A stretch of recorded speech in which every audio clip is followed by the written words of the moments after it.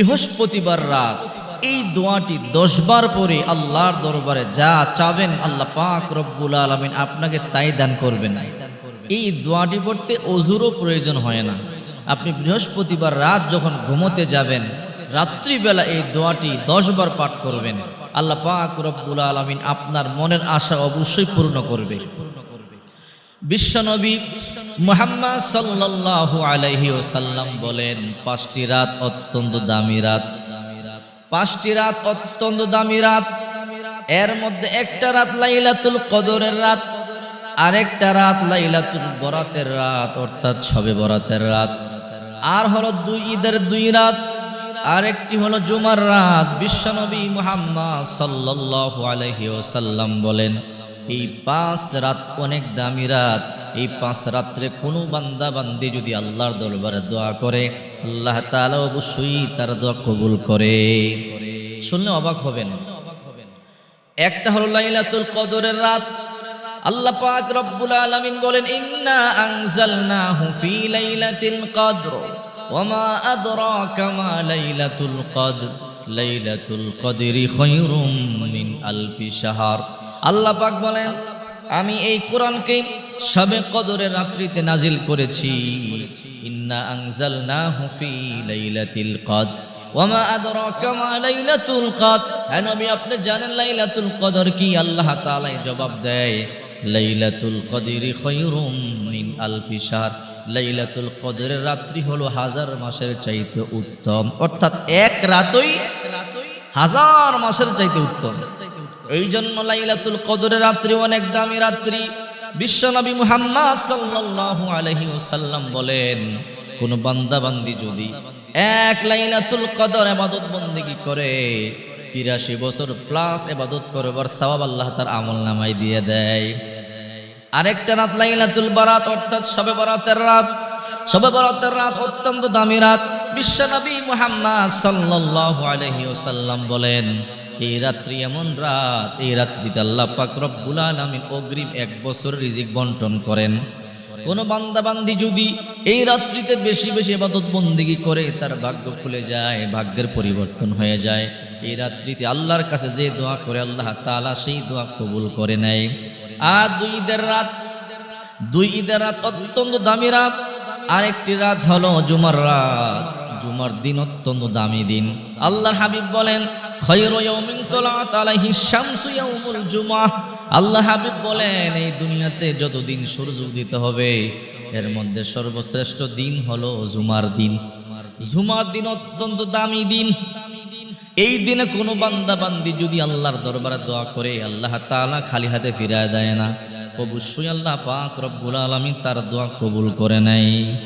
জুমার রাত হলো বৃহস্পতিবার দিবাগত রাত, মাগরিবের পর থেকে ফজর পর্যন্ত, অর্থাৎ বৃহস্পতিবার দিবাগত রাতটাই হলো জুমার রাত। আর আরবিতে রাত আগে আসে। আল্লাহর হাবিব বলেন, জুমার রাত অত্যন্ত দামি রাত। আল্লাহ হাবিব বলেন, সোমবার এবং বৃহস্পতিবার আমি রোজা রাখি, তোমরা রোজা রাখো। সাহাবায়ে কেরাম বলল, ইয়া রাসূলুল্লাহ, সোমবার এবং বৃহস্পতিবার কেন রোজা রাখেন? আল্লাহর হাবিব বলেন, সাহাবীরা, এই সোমবার এবং বৃহস্পতিবার 2 দিন আমলগুলো আকাশে উঠানো হয়, আল্লাহর দরবারে পেশ করা হয়। এই জন্য আমি মুহাম্মদ সাল্লাল্লাহু আলাইহি ওয়াসাল্লাম সোমবার এবং বৃহস্পতিবার রোজা রাখি। আমি কি চাইবো না আমি রোজা অবস্থায় আমার আমলটা আল্লাহর দরবারে পৌঁছে যাক? আমি তো চাই আমার আমলটা আল্লাহর দরবারে রোজা অবস্থায় পেশ করা হোক। এই জন্য সোমবার এবং বৃহস্পতিবার রোজা রাখবার চেষ্টা করবেন। বৃহস্পতিবার রাত অর্থাৎ বৃহস্পতিবার দিবাগত রাত, জুমার রাত অত্যন্ত দামি রাত।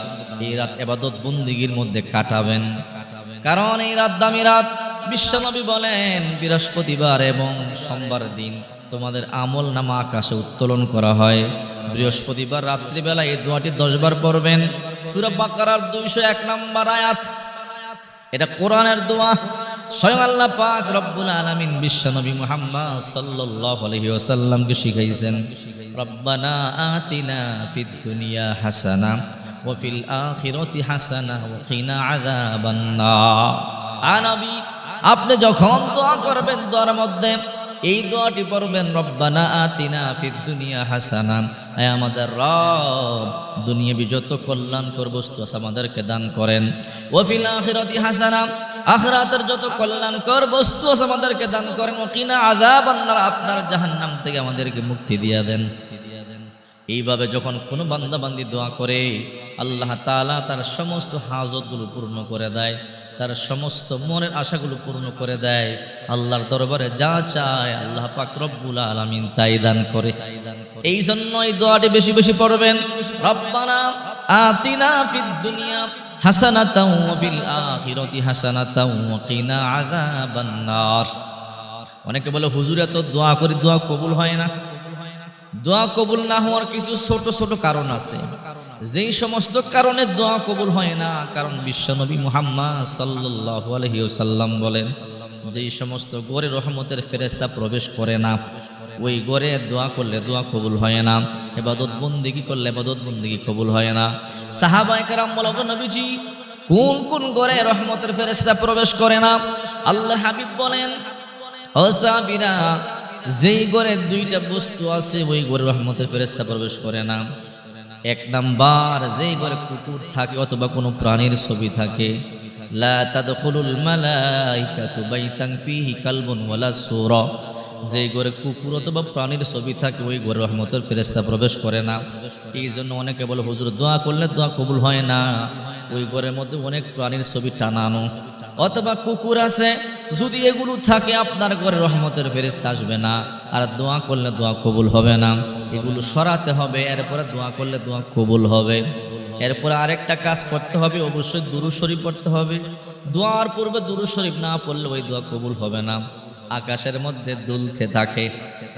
এই জন্য বৃহস্পতিবার রাত্রে দোয়াটি 10 বার পড়বেন, মনের আশা পূর্ণ হবে, যা দোয়া করবেন আল্লাহ তাআলা আপনাকে তাই দিবে। রব্বানা আতিনা ফিদ দুনিয়া হাসানাতাও ওয়া ফিল আখিরাতি হাসানাতাও ওয়া কিনা আযাবান নার।